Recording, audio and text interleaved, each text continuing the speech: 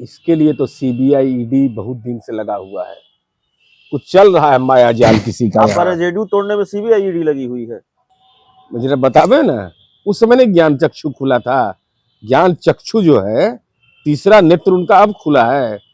जिस समय सरकार में थे उस समय पार्टी के राष्ट्रीय अध्यक्ष थे, राज्य के मुख्यमंत्री थे, तो उस समय का निकाल लीजिएगा। हो सकता है बयान तो उनका जरूर होगा स्वागत का, क्योंकि बिना बयान दिए तो रहते नहीं है। और उनको यह जरूर करना चाहिए कि जिसके घर में पूजा पाठ होता है उसके घर नहीं जाना चाहिए। जिसके घर में श्राद्ध होता है, सामाजिक समारोह होता है, वहां तो गलती से नहीं जाना चाहिए क्योंकि मंत्रोच्चार होता है। और अपने व्यवसायिक उनका पता लगा लीजिएगा, उनका व्यवसाय भी होगा, जरूर कुछ न कुछ होगा। वहां पर देखिएगा कि गणेश जी लक्ष्मी जी हैं कि नहीं है, ये स्वाभाविक है। तो घोषणा करना चाहिए कि भाई इन चीजों में जिसका भी भरोसा है, हमारे घर पर प्रवेश निषेध है, हमारे घर पर मत आइएगा, और साथ ही साथ हम आपके घर नहीं जाएंगे। जरा हिम्मत है तो घोषणा करें तो ये लोग। और कल माननीय मनोज झा जी ने स्पष्ट कर दिया कि राष्ट्रीय जनता दल की नीति क्या है। हम समाजवादियों की नीति रही है भाई सब धर्मों का सम्मान करना। हम किसी की आलोचना करते हैं, कौन ग्रंथ किस समय लिखा गया उसके विभिन्न संदर्भ होते हैं। आप देख रहे हैं 4 PM और मैं हूं अभिषेक मिश्रा। देखिए, बिहार के पूर्व उप मुख्यमंत्री सुशील कुमार मोदी ने एक भविष्यवाणी की। जेडीयू के जो मौजूदा राष्ट्रीय अध्यक्ष है ललन सिंह, उनको 29 दिसंबर को जेडीयू की राष्ट्रीय कार्य समिति और राष्ट्रीय परिषद की बैठक है, उसमें इस्तीफा देना होगा। भविष्यवाणी सही साबित हुई, ललन सिंह ने इस्तीफा दिया। नीतीश कुमार ने अपनी पार्टी की कमान अपने हाथों में ली है। अब सुशील मोदी ने 2 और भविष्यवाणियां की हैं कि 2024 में नीतीश कुमार मुख्यमंत्री नहीं रहेंगे, जेडीयू टूट जाएगी। हमारे साथ बिहार सरकार के पूर्व मंत्री और जेडीयू के मुख्य प्रवक्ता नीरज कुमार हैं। सुशील मोदी ने 2024 को लेकर 2 भविष्यवाणियां की हैं। एक भविष्यवाणी उनकी सही साबित हुई है। इन 2 भविष्यवाणियों का क्या होगा? भविष्यवाणी सही साबित कैसे हुआ जी? अगर आप भविष्यवक्ता मन में हो राजनीति के इस बदलते दौर में जी, तो हम तो आपसे उनसे जानना चाहते हैं कि माननीय ललन बाबू ने जो इस्तीफा दिया वो तो सार्वजनिक रूप से है कि राष्ट्रीय परिषद में उन्होंने अपने दायित्व के बारे में बोला कि भाई हमसे ये दायित्व अभी पूरा नहीं होगा, उसका कारण चुनाव लड़ना है। तो चुनाव लड़ने के लिए क्षेत्र में अपनी भूमिका को महत्वपूर्ण करने के लिए, नहीं तो अभी के जो राष्ट्रीय राजनीति में आप अगर राष्ट्रीय अध्यक्ष हैं तो राष्ट्रीय फलक पर काम करना होगा जनता दल को। यह नहीं कि हम हर जगह हर राज्य में चुनाव लड़ेंगे, लेकिन बेहतर समन्वय से लेकर के काम करने में महत्वपूर्ण भूमिका होगी। तो वह दायित्व का निर्वहन नहीं कर पाते, तो उनको इस बात की जानकारी थी। तो माननीय मुख्यमंत्री जी से ने उनसे अनुरोध किया कि आप रहिए, इन कामों को देखा जाएगा। तो उन्होंने इनकार किया। तो अब भविष्यवाणी आपका कहाँ साबित? भविष्यवाणी तो तब होता है ना जब उनको हटा दिया जाता है। कह रहे हैं जेडीयू टूट जाएगी। इसके लिए तो सीबीआई ईडी बहुत दिन से लगा हुआ है।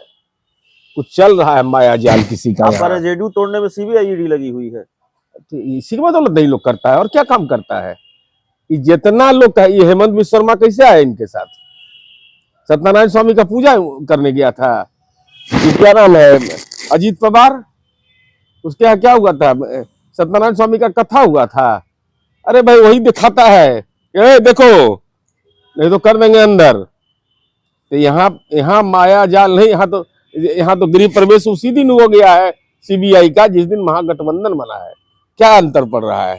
करते रहो जितना नहीं। लेकिन सुशील मोदी ये कह रहे हैं कि नीतीश कुमार को इस्तीफा दे देना चाहिए, अब राष्ट्रीय अध्यक्ष बन गए हैं, कैसे वो पार्टी भी चलाएंगे, सरकार भी चलाएंगे। पहले कैसे चला रहे थे? जब वो साथ में थे तब, जब वो साथ में थे तब कैसे चला रहे थे?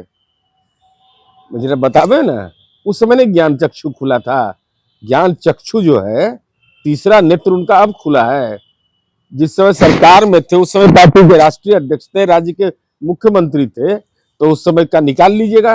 हो सकता है बयान तो उनका जरूर होगा स्वागत का, क्योंकि बिना बयान दिए तो रहते नहीं है। लेकिन लगता है, आपको ये नहीं लगता कि आपके सहयोगी दल आरजेडी के कुछ विधायकों ने ही सरकार की गठबंधन की फजीयत करा रखी है, देवी देवताओं को लेकर लगातार टिप्पणी। अब कल एक आरजेडी के विधायक का पोस्टर देख लीजिए, उसके पहले वही विधायक है आरजेडी के, तो बहादुर नाम है उनका, और उनकी टिप्पणी माता सरस्वती को लेकर देख लीजिए। राजद के एकमात्र विधायक 75 में एक, जी 75 में एक, तो कल मैंने उनको कहा कि ये कायर बहादुर है जी और उनको यह जरूर करना चाहिए कि जिसके घर में पूजा पाठ होता है उसके घर नहीं जाना चाहिए। जी जिसके घर में श्राद्ध होता है, सामाजिक समारोह होता है, वहां तो गलती से नहीं जाना चाहिए कि मंत्रोच्चार होता है। और अपने व्यवसायिक, उनका पता लगा लीजिए, उनका व्यवसाय भी होगा, जरूर कुछ न कुछ होगा, वहां पर देखिएगा कि गणेश जी लक्ष्मी जी हैं कि नहीं है, ये स्वाभाविक है। जी तो घोषणा करना चाहिए कि भाई इन चीजों में जिसका भी भरोसा है, हमारे घर पर प्रवेश निषेध है, हमारे घर पर मत आइएगा, और साथ ही साथ हम आपके घर नहीं जाएंगे। जरा हिम्मत है तो घोषणा करें तो ये लोग। और कल माननीय मनोज झा जी ने स्पष्ट कर दिया कि राष्ट्रीय जनता दल की नीति क्या है। हम समाजवादियों की नीति रही है भाई सब धर्मों का सम्मान करना। हम किसी की आलोचना करते हैं, कौन ग्रंथ किस समय लिखा गया उसके विभिन्न संदर्भ होते हैं। एक आखिरी सवाल जो इन दिनों आपसे लगातार पूछा जाएगा और जेडीयू के किसी भी बड़े नेता से लगातार पूछा जाएगा, सब कुछ ठीक है ना इंडिया गठबंधन में, महागठबंधन में? अरे बिल्कुल ठीक है, बिहार तो सूत्रधार उसका है। महागठबंधन में क्या, साथ निश्चय बदल गया, माननीय नीतीश कुमार जी का नेतृत्व बदल गया, क्या बदल गया? अरे बीजेपी भी फॉलोअर न रहा है, हमारा लीडर बनने की कोशिश करता है। अरे हम जो तय करते तो वही मानता था। नहीं, सात निश्चय तो कभी नहीं बदलता है, नीतीश कुमार का नेतृत्व तो कभी नहीं बदलता है, सरकार बदल जाती है ना, सरकार की सूरत, सरकार की सूरत बदलती है। यही तो नीतीश कुमार के व्यक्तित्व की खूबसूरती है। तो कल आप अपमानित कर रहे थे, आज आप खड़े हैं, आज सम्मानित कर रहे थे, आज खड़े हैं। वही चर्चा तो फिर हो रही है ना कि सरकार की सूरत बदल सकती है। नहीं, सरकार की सूरत नहीं बदल सकती है। सरकार की सूरत देश के लोकतंत्र को बचाने के लिए है।